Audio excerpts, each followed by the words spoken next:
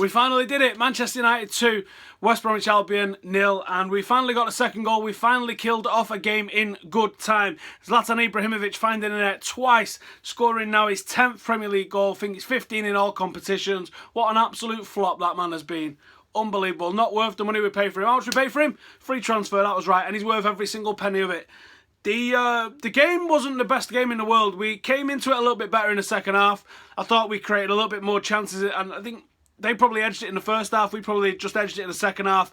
But the difference in the chances was that our chances was clinical chances. We was creating chances from inside the box. We was creating chances that we got on target. They had 10 shots and we had 10 shots. But 5 of ours were on target and only 1 of theirs was on target. And I think that tells you everything you need to know about what happened in that game. Marcus Rojo and Phil Jones absolutely pocketed Rondon, and even though that there was still a threat in the air, they did nothing on the ground, and they didn't really look to threaten us at all whatsoever. Michael Carrick, fantastic again in that midfield. That midfield three, we've said it a few times now, is absolutely quality together, and it's gelling better all the time. I was happy that Lingard started, and I think he justified his start with his energy in that final third. What we saw last week was a little bit flat, wasn't it?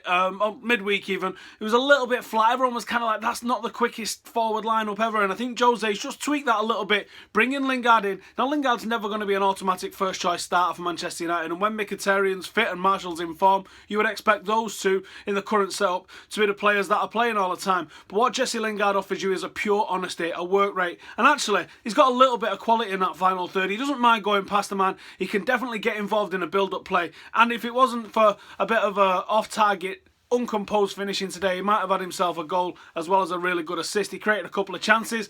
It was lively and dangerous, and it was a good game overall for Jesse Lingard. You need players like Jesse Lingard in your squad. Is he ever going to win a Ballon d'Or? No. But he is the sort of player that you need in squad. You can't have FIFA Pro World 11 right the way through your squad because they're going to get pissed off. Jesse Lingard, I reckon, is a guy that's happy to come in and play 15, 20 games, come off the bench and do what he can do because he's a Manchester United fan.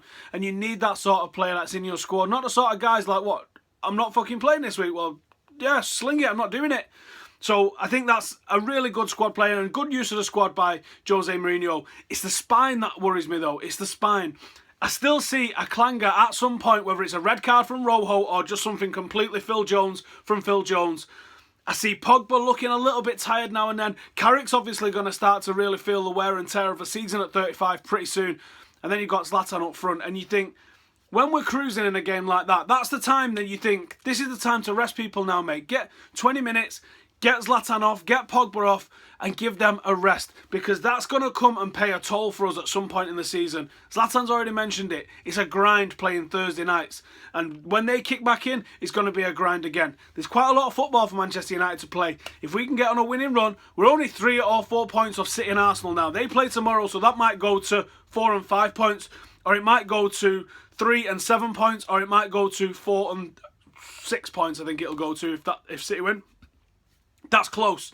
That's close while teams are dropping points and teams still have to play each other. If Manchester United can be consistent, then we're still in this fight. Still in this fight big time. So that's a massive 3 points for United. Let's just start taking it one game at a time and see what happens. Anyway, get your comments in below. Who do you think was man of the match? Who do you think was the one that stand out? Can we go on a Chelsea-style 8, 9, 10 game run? And where will that leave us if we do? Fan cams are on the way, so make sure you stay tuned for those. And I'll see you in a bit.